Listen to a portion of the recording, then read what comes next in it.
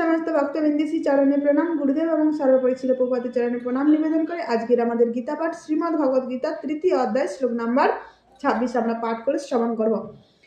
ন বুদ্ধি ভেদং জনয়েদ জ্ঞানং কর্ম সঙ্গিনম যেষয়েত সর্বকর্মাণি বিদ্যং যুক্ত সমাচরণ।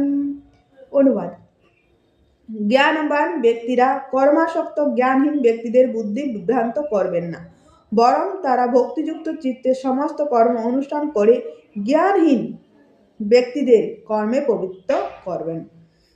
তো আমরা কর্মের কথা শুনছি, ভগবান কর্মের কথা বর্ণনা করছেন। তো সর্ব অবস্থাতে আমাদের কর্ম করতেই হবে।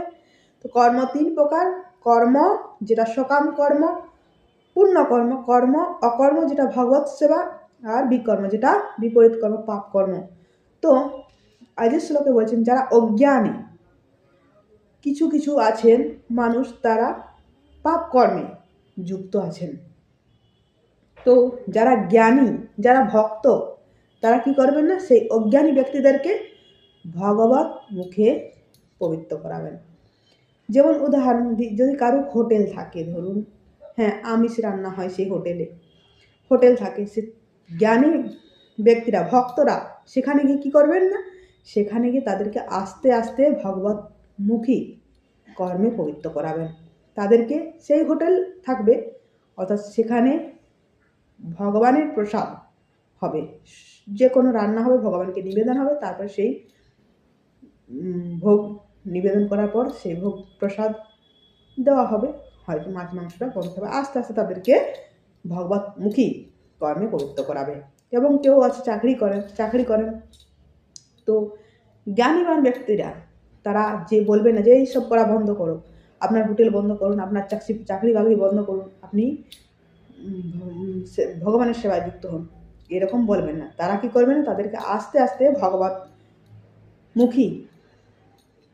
পবিত্র করবেন।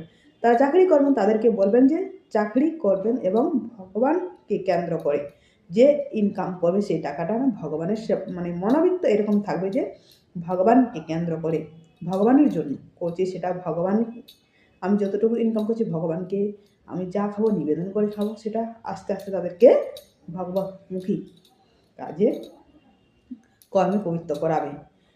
তো তাদেরকে বিভ্রান্ত করবে না, যেসব করা বন্ধ করে, এগুলো পাপ কর্ম, তাদেরকে আস্তে আস্তে তাদেরকে বলবে। যারা জ্ঞানী, যারা ভক্ত, যারা সাধু, তারা সেই অজ্ঞানী ব্যক্তিদেরকে বলবে। সেই রকম যদি হোটেল থাকে, ধরুন আমিষের হোটেল থাকে,